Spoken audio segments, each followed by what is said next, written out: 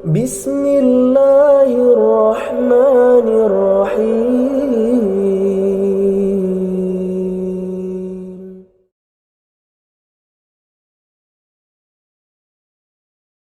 Bismillahirrahmanirrahim. Assalamualaikum warahmatullahi wabarakatuh. Innal hamdalillah nahmaduhu wa nasta'inuhu wa nastaghfiruh wa na'udzu billahi min shururi anfusina wa min sayyiati a'malina. Man yahdihillahu fala mudilla lahu wa man yudlil fala hadiya lahu. Wa asyhadu an la ilaha illallah wa la syarika lahu wa asyhadu anna Muhammadan abduhu wa rasuluhu sallallahu alaihi wa ala alihi wa ashabihi wa man tabi'ahum bi ihsanin ila yaumiddin wa sallama tasliman katsiran, amma ba'd. Ikhwani al-fudala rahimani Allah iyyakum. Alhamdulillah,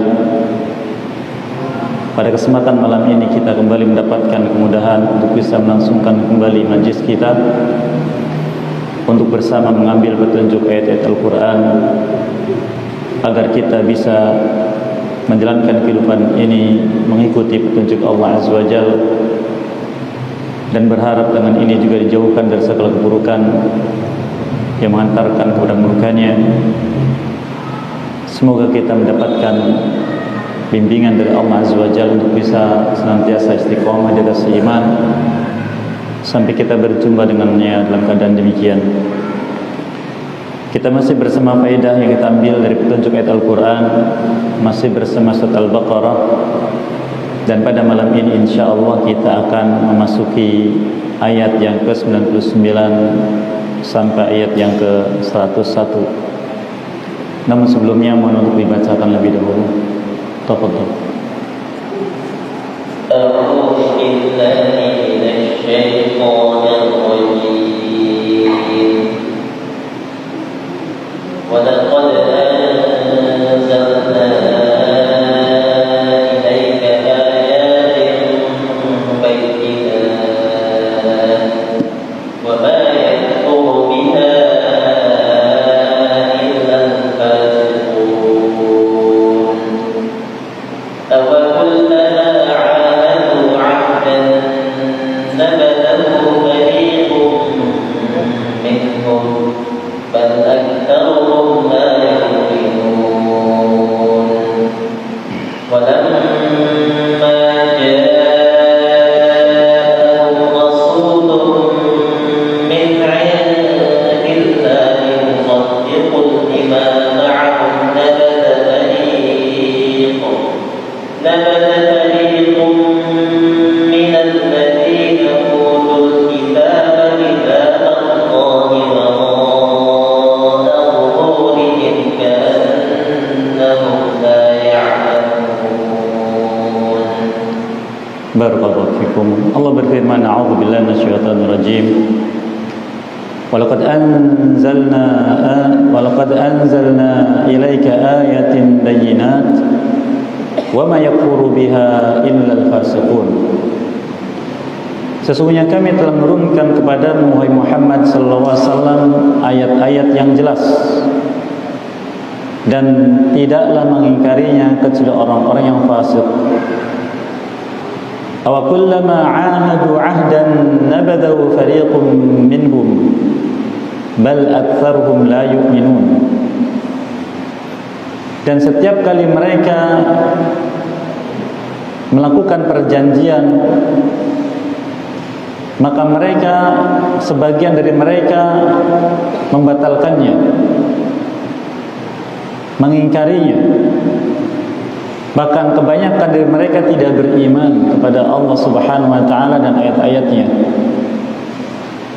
Walamma ja'ahum rasulun min 'indillahi musaddiqun lima ma'ahum nabadha fariqun minal ladzina utul kitaba kitaballahi wara'a dhuhurihim ka'annahum la ya'lamun.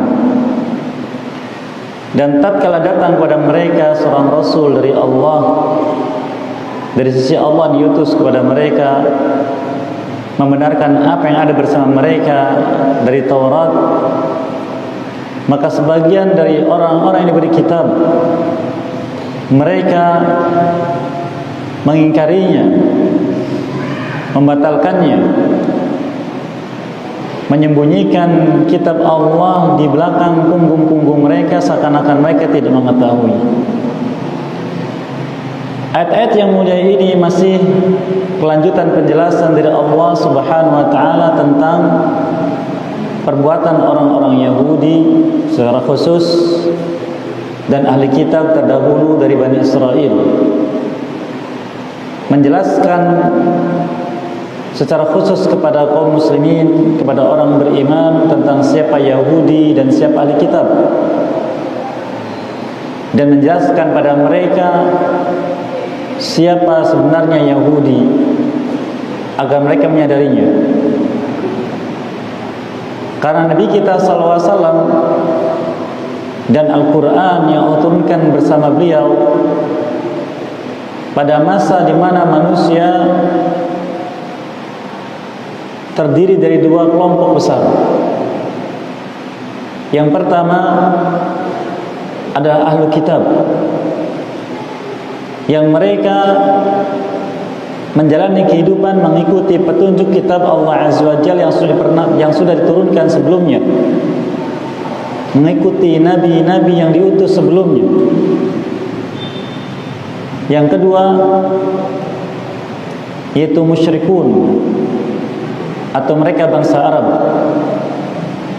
yang mereka beribadah kepada Allah mengikuti millah Ibrahim alaihissalam, tetapi sudah banyak penyimpangan. Maka Allah Azza wa Jalla mengutus Nabi-Nya, Nabi kita Muhammad SAW, dan berikan Al-Quran kepada beliau menjelaskan tentang hakikat Bani Israel, hakikat dari ahli kitab, dan apa yang mereka jalani selama ini. Demikian juga hakikat dari bangsa Arab dan ibadah yang mereka lakukan, dan menyadarkan mereka, karena ternyata apa yang mereka lakukan, baik ahli kitab atau juga musyrikin bangsa Arab, walaupun menyandarkan kepada nabi-nabi yang pernah Allah utus, tapi mereka sudah mencampur adukan syariat nabi terdahulu dengan hawa nafsu, dengan penyimpangan-penyimpangan. Oleh karenanya masalah ini Allah menjelaskannya terus berlangsung sampai akhir surat, bahkan dilanjutkan surat Ali Imran, menyingkap hakikat dari perbuatan ahli kitab secara khusus. Karena mereka lah manusia zaman itu yang dipercaya oleh manusia pada umumnya dan menjadi panutan, termasuk bangsa Arab. Oleh karenanya Allah akan menjelaskan tentang hal itu, hakikat tentang penyandaran mereka bangsa Arab kepada Nabi Ibrahim alaihissalam dan Bani Israel kepada Nabi Yakub alaihissalam. Allah membuka tabir mereka bahwa mereka hanya sekedar pengakuan dan tidak sesuai dengan petunjuk Allah Subhanahu wa taala. Sebagaimana hal itu akan kita dapatkan insyaallah penjelasannya dari Allah Azza wa Jalla di akhir-akhir juz yang pertama di surat Al-Baqarah ini insyaallah taala. Kita masih bersama ayat-ayat yang menjelaskan tentang siapakah Bani Israel, khususnya orang-orang Yahudi. Di mana di ayat sebelumnya kita sudah mendapatkan penjelasan mengapa orang-orang Yahudi membenci malaikat Jibril alaihissalam, sehingga dengan membenci malaikat Jibril alaihissalam maka dia pun membenci siapapun yang didatangi olehnya dan membenci apa yang dibawa olehnya. Sudah menjadi satu kesatuan. Dan ini memberikan faedah pada kita sekalian bahwa ingkar terhadap salah satu rukun iman membatalkan iman. Bahkan ingkar terhadap satu cabang dari rukun iman juga membatalkan iman. Karena rukun-rukun iman yang wajib kita imani masing-masingnya memiliki cabang yang dengannya tegaklah setiap rukun, dan dengan itu tegak pula iman seseorang. Contohnya iman kepada Allah Subhanahu wa taala. Umumnya ulama menjelaskan iman kepada Allah terdiri dari iman terhadap wujudnya, iman terhadap rububiyahnya, iman terhadap uluhiyahnya, dan iman terhadap asma dan sifatnya, nama-nama dan sifatnya. Maka barang siapa mengingkari salah satunya, maka berarti mengingkari semuanya. Termasuk dalam ayat yang sudah kita lewati petunjuknya tentang iman pada malaikat. Iman pada malaikat diantaranya adalah beriman tentang nama-nama malaikat dan tugas-tugas mereka, yang Allah pilih mereka sebagai rasul-rasulnya kepada manusia. Maka barang siapa mengingkari salah satu nama atau tugas, atau membenci salah seorang dari malaikat, maka berarti mengingkari iman pada malaikat. Dan ingkar terhadap iman kepada para malaikat berarti menggugurkan iman secara keseluruhan. Saling terkait. Inilah pentingnya kita memahami setiap rukun-rukun iman. Dan insya Allah masalah ini juga Allah akan paparkan panjang di juz yang kedua di surah Al-Baqarah ini, insya Allah, tentang siapa orang beriman dan apa saja isi dari iman dan hakikat orang yang beriman, yang dengan itu semua dia dikatakan orang bertakwa, insya Allah ta'ala. Kemudian juga di ayat sebelumnya Allah Azza wa Jalla menjelaskan tentang Al-Quran yang disampaikan oleh malaikat Jibril alaihissalam kepada Nabi kita Muhammad SAW. Allah sebutkan yang pertama, Al-Quran ini fungsinya musaddiqan lima baina yadayhi, membenarkan setiap isi kitab yang ada sebelumnya. Bukan berarti setiap yang ada dibenarkan, tidak. Yaitu dibenarkan apa yang masih utuh, belum ditakwil, belum ditahrif, belum disimpangkan lafadznya, maknanya oleh mereka. Baik itu Tauratnya atau Injilnya atau kitab yang lain. Yang juga sudah kita lewati di ayat-ayat sebelumnya, bahwa kitab-kitab yang ada, baik Taurat atau Injil, ketika Nabi SAW diutus, itu sudah mengalami tahrif, penyimpangan-penyimpangan, perubahan-perubahan yang dilakukan oleh setiap orang berilmu dari mereka, dan setiap generasi melakukannya, sehingga sudah tidak lagi diketahui mana isi kitab yang asli yang merupakan wahyu Allah Azza wa Jalla dan mana yang bukan. Oleh karena para ulama mengatakan kitab itu tidak lagi pantas disebut sebagai kitab suci, karena sudah ada perubahan-perubahan dari tangan manusia. Maka Al-Quran turunkan menjelaskan tentang isi kitab yang masih murni dari Allah Azza wa Jalla. Di antaranya juga sudah kita lewati di ayat sebelumnya, dan Allah paparkan di antaranya di ayat yang ke-83 tentang perjanjian Allah dengan Bani Israel. Kemudian yang kedua sudah disebutkan Al-Quran sebagai huda, sebagai petunjuk yang mengarahkan manusia, membimbing manusia dengan memberikan tanda-tandanya kepada petunjuk, kepada jalan yang Allah ridhai. Dan setiap ayat mengandung petunjuk. Setiap ayat mengandung petunjuk, baik secara langsung ataupun tidak langsung. Oleh karena dalam ilmu tafsir disebutkan bahwa petunjuk ayat Al-Quran ada dua macam. Ada dalalatul mantuq, petunjuk yang disebutkan secara langsung, baik perintahnya atau larangannya. Contohnya, ya ayyuhalladzina amanu kutiba alaikumusiyam. Wahai orang yang beriman, telah diwajibkan ibadah siam untuk kalian. Maka ini namanya dalalatul mantuq. Petunjuknya disebutkan langsung. Ada yang disebut dengan dalalatul mafhum, petunjuk yang difahami, dan umumnya tentang berita. Contohnya Allah Azza wa Jalla menjelaskan berita tentang kejadian yang dialami kaum terdahulu, seperti kaum Nabi Lut alaihissalam, yang mereka diadab oleh Allah karena perbuatan luti, homoseksual. Maka dalalahnya, petunjuknya adalah difahami agar umat Islam tidak berbuat perbuatan itu, karena nanti akan mendapatkan azab tidak jauh dari itu azabnya. Ini contoh. Demikian juga setiap lafaznya mengandung petunjuk. Ada petunjuk yang mutabaqah, sesuai dengan makna bahasanya.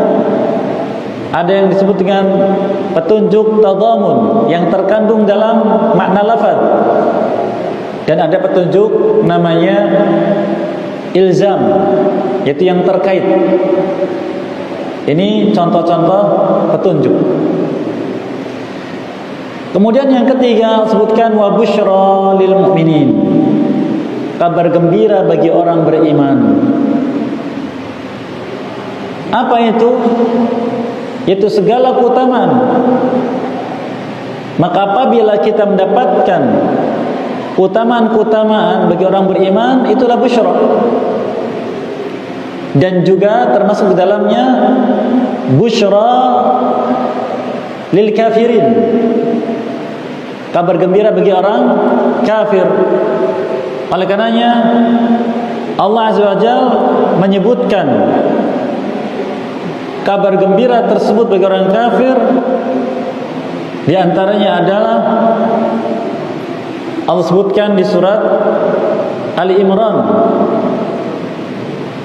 Allah firmankan di ayat yang 21, innal ladzina yakfuruna bi ayatillah wa yaqtuluna an-nabiyyina bighairi haqq wa yaqtuluna alladzina ya'muruna bil qist minan nas fabashshirhum bi'adzabin alim. Sesungguhnya orang yang ingkar terhadap ayat-ayat Allah, juga mereka membunuh para nabi yang Allah utus dengan tanpa alasan yang benar, juga membunuh orang-orang yang merintahkan kepada keadilan dari para manusia, maka berikan mereka kabar gembira. Apa kabar gembiranya? Dengan azab yang pedih, karena mereka mendapatkannya sesuai dengan amal mereka. Ini sebagai contoh. Itulah fungsi Al-Quran yang sebutkan. Kemudian Allah Azza wa Jalla menjelaskan tentang siapa Nabi kita SAW kepada Bani Israel, dan menjelaskan buktinya. Allah firmankan, walaqad anzalna ilaika ayatin bayyinat. Sesungguhnya kami telah menurunkan kepadamu ayat yang jelas. Ayat adalah sesuatu yang menunjukkan akan kebenaran apa yang diberitakan. Dan ayat-ayat yang Allah berikan kepada Nabi SAW ada dua macam, yang semuanya menjelaskan akan kebenaran kenabian beliau dan kebenaran akan berita yang beliau sampaikan tentang Allah Azza wa Jalla. Yang pertama kata para ulama yaitu al-ayat al-maqru'ah, atau mereka sebagian menyebutkan al-ayat al-masmu'ah, ayat yang dibaca atau ayat yang didengar. Itu Al-Quran ini. Oleh karenanya setiap bagian dari surat disebut dengan ayat, menunjukkan akan kebenaran kenabian Nabi kita Muhammad SAW, yang menunjukkan juga akan kebenaran Allah zat yang mengutusnya dan yang berfirman dengan ayat-ayat ini. Oleh karena apabila kita cermati setiap ayat yang kita baca akan mengantarkan kita kepada tasdiq bi rububiyatillah, akan pembenaran akan rububiyahnya Allah Subhanahu wa taala. Menjelaskan, maka apa yang membuat manusia ragu akan keberadaan pencipta, Allah menjelaskan dalam Al-Quran. Ayat.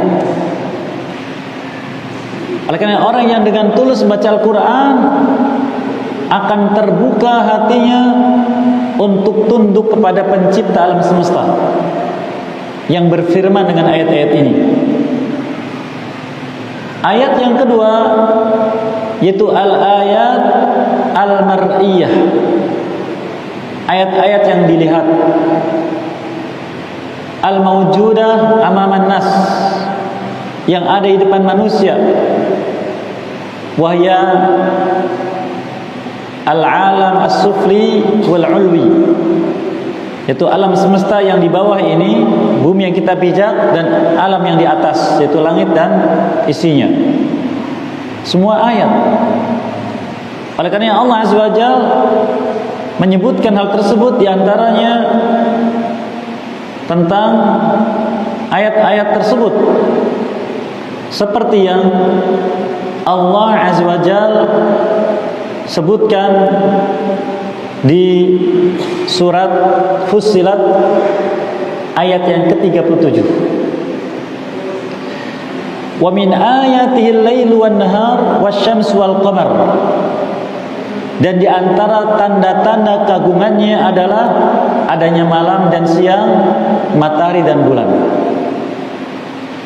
Jika Allah Azza wa Jalla firmankan secara panjang tentang hal tersebut di surat Ar-Rum, yang ayat-ayat ini sering kita dengar atau kadang kita dengar dibacakan oleh qari Quran ketika menjelang akad nikah.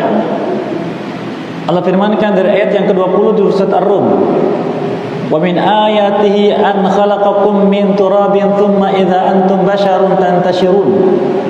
Dan di antara tanda keagungan Allah adalah bahwa Dia menciptakan kalian dari tanah, kemudian jika kalian menjadi manusia maka kalian bertebaran di muka bumi.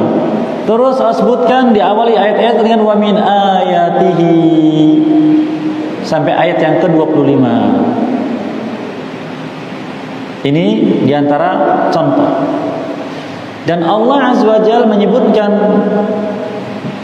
dalam ayat-ayatnya yang mulia ini, khusus surat Al-Baqarah ini, menjelaskan pada kita bahwa Allah telah menurunkan ayat-ayat tersebut kepada Nabi kita Muhammad SAW.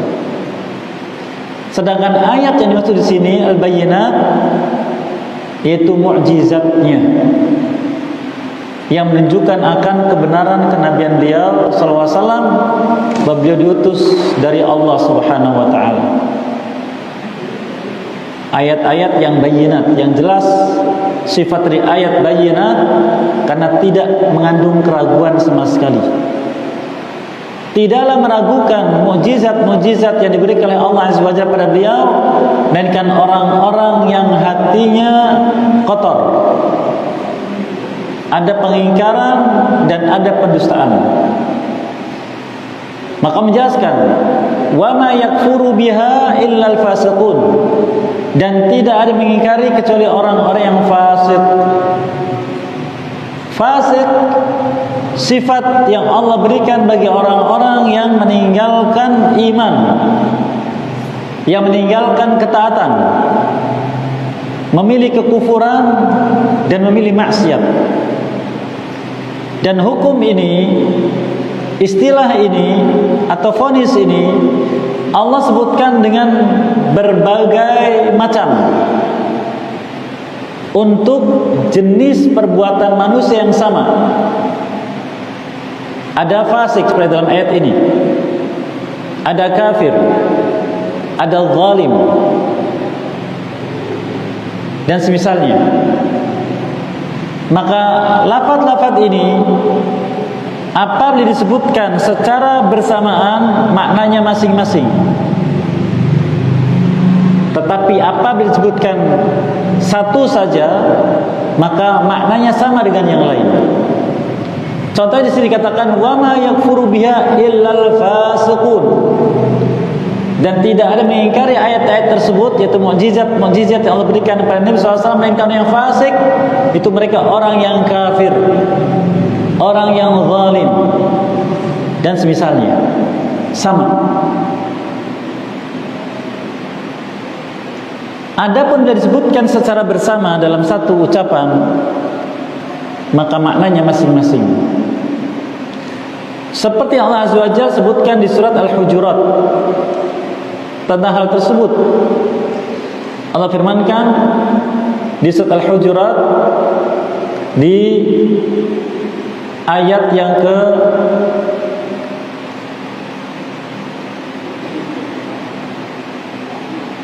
ke-7.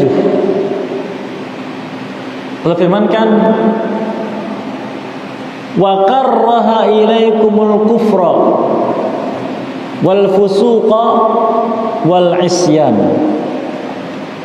Namun Allah telah menjadikan kalian semua benci kepada kekufuran, kefasikan dan maksiat. Disebutkan dalam satu ucapan, 3 lafaz, 3 istilah.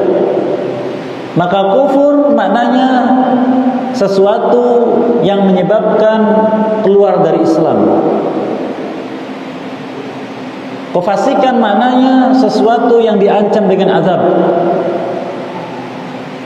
Dan isyan, kesalahan-kesalahan di bawah itu. Ini bila disebutkan dalam satu ucapan. Oleh karenanya, istilah-istilah vonis ini berlaku untuk perbuatan. Untuk perbuatan yang di sana syariat atau Al-Quran menetapkan bahwa perbuatan itu perbuatan kufur. Perbuatan kufur. Contohnya menyembah selain Allah, perbuatan kufur. Contohnya mendustakan ayat Al-Quran, perbuatan kufur. Perbuatan fasik seperti melakukan zina, waliyadzubillah, riba, perjudian dan semisalnya, fasik dan maksiat lainnya. Adapun untuk pelakunya, maka Allah Azza wa Jalla menghukumi pelaku secara umum dengan sifat perbuatan tadi. Adapun kepada pribadi orangnya, pelakunya, maka kita tidak boleh menyebut mereka seperti itu bila orang tersebut sudah mengikrarkan 2 kalimat syahadat. Bila seseorang sudah mengikrarkan 2 kalimat syahadat, maka tidak boleh kita melekatkan penyebutan istilah-istilah tadi kepadanya, kecuali apabila orang tersebut belum mengikrarkan 2 kalimat syahadat. Maka memang keadaannya seperti itu. Kita mendapati ada orang Yahudi, maka dia adalah orang kafir. Kita mendapati ada penyembah api, Majusi, kita katakan dia orang kafir. Itulah istilah dari Al-Quran. Adapun yang sudah mengikrarkan 2 kalimat syahadat tidak boleh, walaupun perbuatan seperti itu, karena hukum itu untuk perbuatan. Adapun untuk pelakunya harus ada nasihat. Harus ada nasihat. Yang pertama. Yang kedua, diberikan kepada orang-orang yang memang sudah disebutkan dia termasuk orang seperti itu. Baik dalam Al-Quran atau oleh Nabi SAW. Contohnya Abu Jahal adalah orang kafir, Fir'aun orang kafir, atau siapapun yang mati dan belum mengikrarkan dua kalimat syahadat. Namun sebagian orang, mereka dengan mudah mengatakan kepada orang-orang yang sudah mengikrarkan dua kalimat syahadat, mengatakan kamu kafir. Wahai orang kafir, tidak boleh. Sehingga Nabi kita menyebutkan suasana dan sebagai riwayat, man qala li akhihi ya kafir falam yajid fihi illa ba'a ila hadihi ma kama qala sallallahu. Barang siapa mengatakan pada saudaranya wahai kafir, saudara itu orang yang beriman, seorang muslim, wahai kafir, dan tidak dijumpai pada dirinya kekafiran tersebut, maka akan kembali kepada salah satu dari keduanya. Bukan perkara sepele. Ini sedikit faedah. Kita kembali. Allah SWT menegaskan, wa ma yakfuru biha illal fasiqun, dan tidak ada yang mengingkarinya kecuali orang-orang yang fasik. Di manakah perbuatan kefasikan mereka? Orang-orang Yahudi yang itu ada pada Yahudi pada zaman ketika Nabi SAW diutus, dan ada sampai sekarang. Yang pertama sebutkan tadi, ingkar terhadap ayat-ayat Allah. Wa ma yakfuru biha illal fasiqun, ingkar, mendustakan. Maka siapapun yang perbuatannya sama dengan mereka, hukumnya di depan Allah sama dengan mereka, walaupun sudah mengucapkan dua kalimat syahadat. Ini yang perlu kita waspadai. Oleh karena iman itu adalah meyakini kebenaran apapun yang dibawa oleh Nabi SAW, diikrarkan dengan lisan dan dibuktikan dengan perbuatan. Suka tidak suka, cocok tidak cocok, menguntungkan atau tidak menguntungkan, beriman terhadap apa yang dibawa Nabi SAW. Yang kedua sebutkan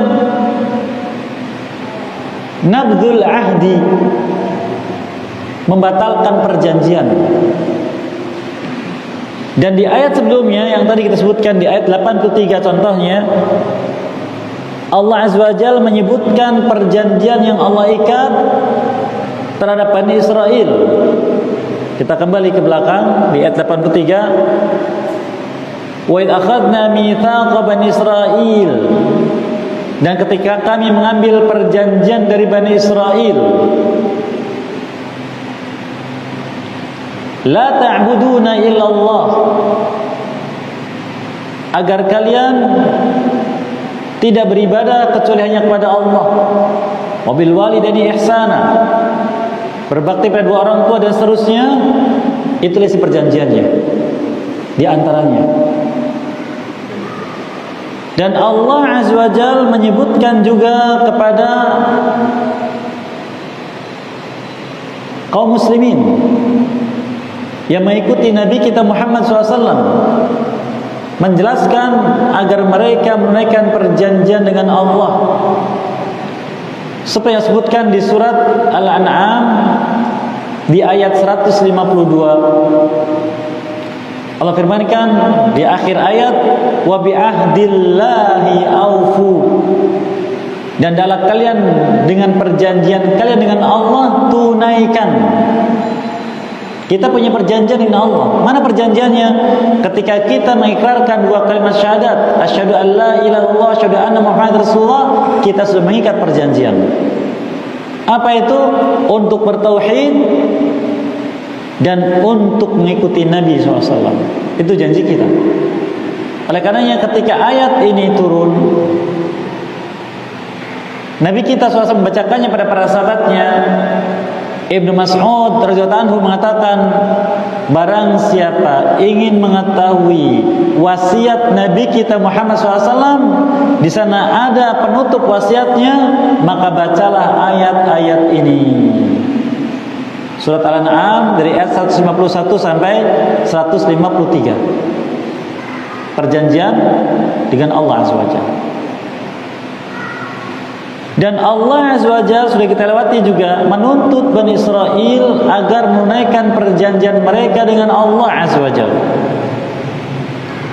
Allah firmankan kembali ke ayat 40, wa aufu bi'ahdi ufi bi'ahdikum. Tunaikan janji kalian kepadaku, maka kutunaikan janjiku pada kalian. Ayat ini walaupun untuk Bani Israel, tapi petunjuknya juga untuk kita, bahwa barang siapa ingin mendapatkan janji Allah. Apa janji Allah? Surganya, ampunan dosa, pahala, kesempatan bisa melihat wajahnya di akhirat, dan sebagainya. Syaratnya adalah tunaikan janji kalian kepadaku, kata Allah. Apa itu? Yaitu yang terkandung dalam dua kalimat syahadat, bertauhid dan mengikuti Nabi SAW. Itulah perjanjian dengan Allah Azza wa Jalla. Dan Yahudi secara khusus dan ahli kitab secara umum, mereka membatalkan perjanjian itu seakan-akan belum pernah terjadi. Ini yang kedua. Bahkan Allah menegaskan dengan itu, bal aktsaruhum la yu'minun. Bahkan kebanyakan mereka tidak beriman. Beberapa riwayat sudah kita dapatkan di majlis yang lalu tentang kisah masuk Islamnya mantan ahli ilmu Yahudi, yaitu Abdullah bin Salam radhiyallahu anhu. Beliau menjelaskan hakikat Yahudi, dan ternyata betul mereka tidak beriman. Yang ketiga, mereka menyembunyikan isi kitab Allah yang sebenarnya, yang menjelaskan hakikat Nabi yang diutus terakhir. Allah Azza wa Jalla sudah memberikan penjelasan pada mereka tentang akan diutusnya Nabi terakhir setelah Nabi Isa alaihissalam. Sebagaimana ayat tentang hal tersebut Allah juga turunkan di dalam Al-Quran, di surat As-Saff, di ayat yang ke-6 Allah berfirman, wa idh qala Isa ibn Maryam ya bani Israil inni rasulullah ilaikum musaddiqan lima baina yadayya minat Taurah wa mubasysyiran bi rasuli ya'ti min ba'di ismuhu Ahmad. Ketika Isa bin Maryam berkata pada Bani Israel, wahai Bani Israel, sungguh akulah Rasulullah yang diutus kepada kalian, membenarkan apa yang ada pada kalian berupa Taurat, dan berikan kabar gembira dengan akan diutusnya seorang Rasul yang datang setelahku nanti, namanya Ahmad. Dari nama mencerminkan asal usulnya. Seperti kita sendiri, kita akan tahu fulan dari daerah mana dari nama, mencerminkan asal usul. Karena Ahmad ini nama berbahasa Arab, berarti orang Arab. Sudah diberi keterangan kepada mereka. Oleh karena Allah Azza wa Jalla menyebutkan tentang mereka, bagaimana mereka mengenal Nabi SAW, termasuk juga bagaimana mereka mengenal Al-Quran yang Allah turunkan bersama beliau. Allah sebutkan tentang mereka seperti yang disebutkan di surat Al-Baqarah juga di ayat 146, alladzina atainahumul kitaba ya'rifunahu kama ya'rifuna abna'ahum wa inna fariqan minhum la yaktumuna al-haqqa wa hum ya'lamun al-haqqu min rabbik fala takunanna minal mumtarin. Orang-orang yang telah kami beri kitab terdahulu, itu ahli kitab baik Yahudi atau Nasrani, mereka mengenalnya, yaitu mengenal Nabi kita SAW dan mengenal Al-Quran seperti mengenal anak-anak mereka sendiri. Ini gambaran dari Allah Azza wa Jalla. Kenal betul. Dan sungguh sebagian dari mereka itu menyembunyikan kebenaran padahal mereka mengetahuinya. Ini kita bisa jumpai tentang kisah Islamnya sahabat yang mulia Salman Al-Farisi radhiyallahu anhu. Beliau asalnya dari Majusi, kemudian mengikuti ahli ilmu orang Nasrani. Ketika meninggal dunia dia ikut ahli ilmu berikutnya dan berikutnya. Lalu tidak lagi dijumpai ahli ilmu yang bisa diikuti, tapi berwasiat sudah saatnya muncul yang diberitakan dalam Taurat dan Injil, yaitu diutusnya Nabi SAW. Kemudian diberitakan tentang ciri-cirinya, tanda kalau dia seorang Nabi. Maka itu pun diujikan oleh Salman radhiyallahu anhu kepada beliau SAW dan mendapati langsung bersyahadat 2 kalimat syahadat. Yang pertama, tidak memakan harta sedekah. Yang kedua, menerima hadiah dan makannya. Dan yang ketiga, terdapat tanda kenabian di pundaknya. Dan itu semua dijumpai oleh Salman Al-Farisi radhiyallahu anhu yang belum mendapatkan berita itu dari ahli ilmu orang Nasrani. Seperti yang sebutkan di ayat ini, ya'rifunahu kama ya'rifuna abnahum. Mengenal Nabi ini seperti mengenal anak-anak mereka sendiri. Allah bakal menyebutkan juga ayat ini berulang di antara surat Al-An'am ayat yang ke-20 sebagai penegasan. Alladzina atainahumul kitaba ya'rifunahu kama ya'rifuna abnahum alladzina khasiru anfusahum fahum la yu'minun. Orang-orang yang kami beri kitab, mereka itu mengenalnya seperti mengenal anak mereka sendiri. Dan orang-orang yang merugi diri mereka sendiri, maka mereka tidak beriman akan hal tersebut. Dijelaskan oleh Allah Subhanahu wa ta'ala tentang mereka, keadaan ahli kitab secara umum dan Yahudi secara khusus. Dan ayat yang mulai ini di surat Al-Baqarah ini penjelasan pada kita, itulah Yahudi, itulah ahli kitab, agar kita waspada dari mereka dan bergaul dengan mereka, karena itulah sifat dari mereka. Kemudian Allah Azza wa Jalla menjelaskan di ayat berikutnya insyaallah di ayat yang ke-102 tentang hakikat mereka, kenapa mengingkari Al-Quran, kenapa mengingkari Nabi SAW. Ada sebabnya. Dan itu akan kita dapati insyaallah di ayat yang ke-102 tentang tuduhan mereka bahwa Nabi Sulaiman AS melakukan sihir.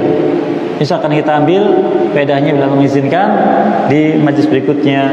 Apa yang baik berberkah dan mudah untuk bisa mengamalkannya, dan apa yang keliru semoga dimaafkan dan diampuni kita dosa kita sekalian. Dan bagi ada yang menyampaikan sesuatu maka dipersilakan setelah dikumandangkan adzan Isya. Tafadhol. Baik, dipersilahkan barangkali ada yang menyampaikan sesuatu.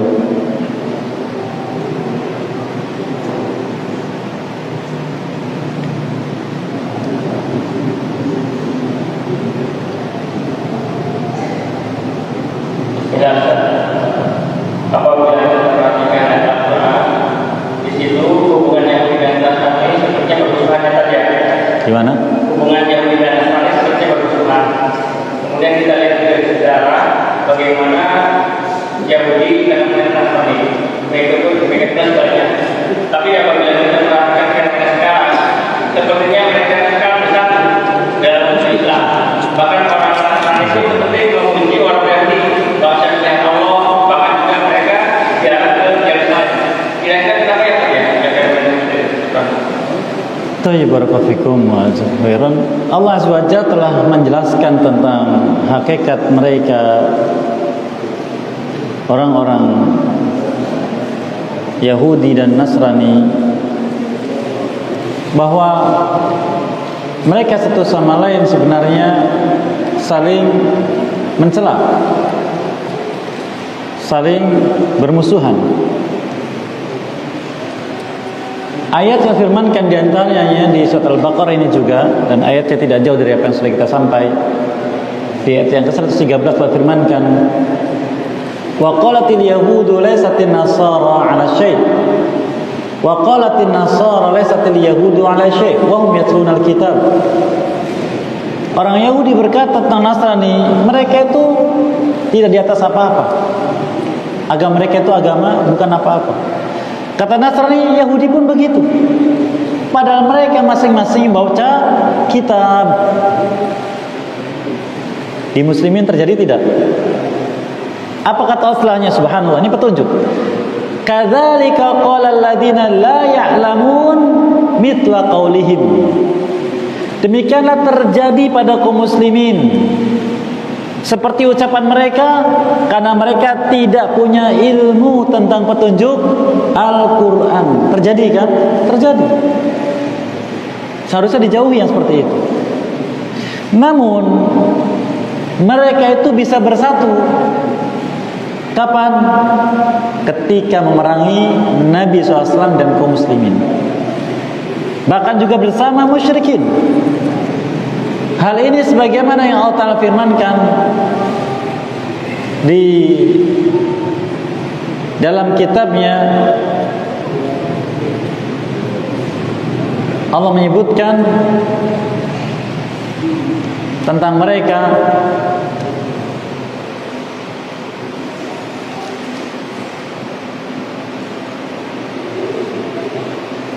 Allah menyebutkan tahsabunahum jami'a wa qulubuhum syatta. Ya, kalian menyangka mereka itu bersatu. Ya, padahal hati mereka berpecah belah. Di surat Al-Hasyr di ayat yang ke-14, tahsabuhum jami'a wa qulubuhum syatta dzalika bi annahum qaumun la ya'qilun. Engkau menyangka mereka itu jami'an, bersatu, padahal hati-hati mereka syatta, berpecah belah, saling musuhi, seperti yang disebutkan surat Al-Baqarah tadi.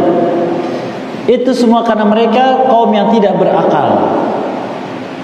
Dikatakan tidak berakal ketika tidak mengikuti petunjuk kitab Allah Azza wa Jalla.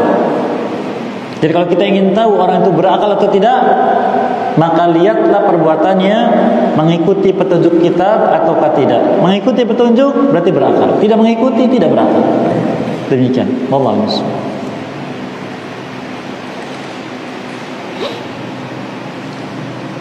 Fadhil.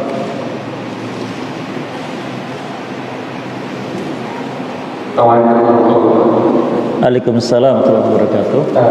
Ini terkait dengan polemik yang sering muncul terkait dengan apakah orang tua Nabi di surga atau di neraka.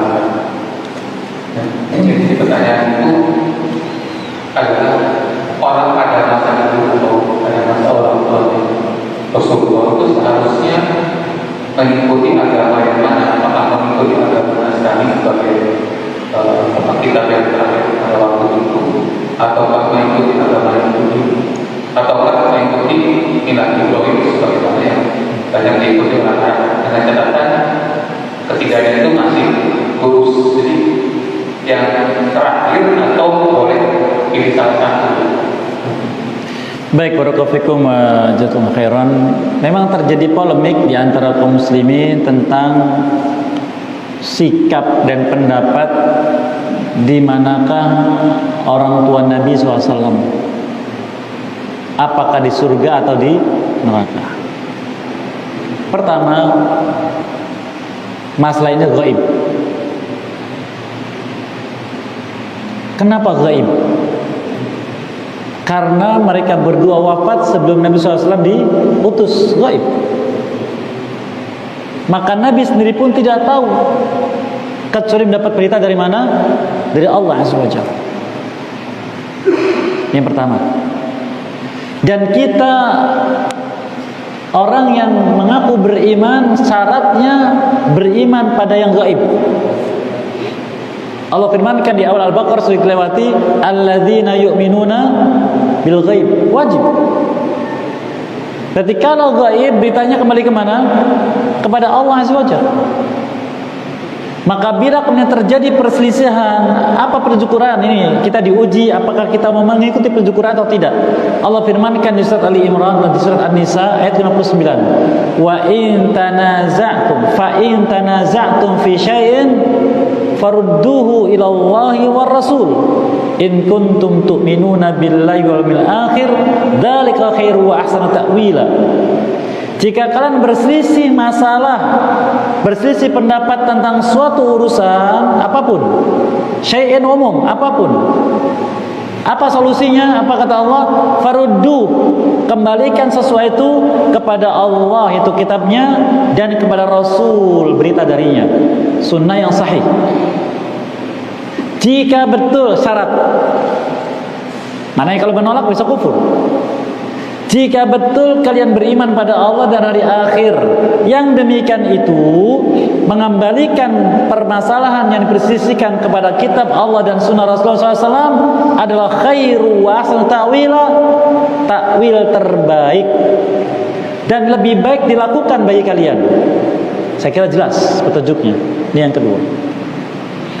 Yang ketiga, dalam beragama ini kita harus jujur. Apa itu jujur? Meyakini sesuai dengan sumbernya. Harus amanah. Menyampaikan sesuatu sesuai dengan kenyataannya. Harus bertanggung jawab kebenaran dan tidak benarnya. Dan yang keempat, harus tunduk kepada dalil. Tunduk kepada dalil. Ini kita beragama. Maka datanglah berita dalam hadis-hadis yang sahih, bahkan di antaranya ketika seorang laki-laki datang kepada Rasulullah SAW, ya Rasulullah, di manakah ayahku? Dikatakan ayahmu dalam neraka karena meninggal dunia sebelum diutusnya Nabi SAW. Dia pulang menangis, dipanggil lagi, ayahmu dan ayahku di neraka. Nah, ini menjadi polemik. Sebagian menolaknya, padahal hadisnya sahih dari Nabi SAW. Demikian juga ketika beliau minta izin kepada Allah Azza wa Jalla untuk ziarah kubur ibunya, diizinkan oleh Allah. Minta izin juga agar dikabulkan doa istighfarnya, Allah Ta'ala. Kemudian ini yang pertama. Yang kedua, sebenarnya zaman itu sebelum Nabi SAW diutus, yang disebut dengan zaman fatrah. Fatrah minan nubuwah, kosong dari kenabian. Maka zamanul fatrah saat itu, kata para ulama, manusia akan diakui oleh Allah bila mengikuti salah satu dari dua jalan. Jalan ahli kitab atau jalan milah Ibrahim. Selama tidak meyakini kekufurannya.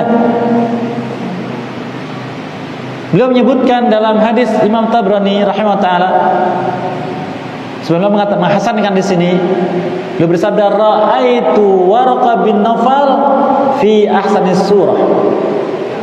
Aku lihat Waraqah bin Naufal dalam rupa yang terbaik. Kata ulama, ini berita dari Nabi SAW bahwa dia termasuk ahli surga.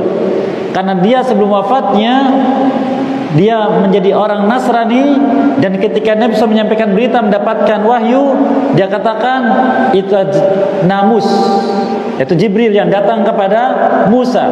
Maka bila engkau mendapati saat engkau diusir oleh kaummu, aku akan membelamu sekuat tenagaku. Bukti imannya dengan berita Taurat dan Injil.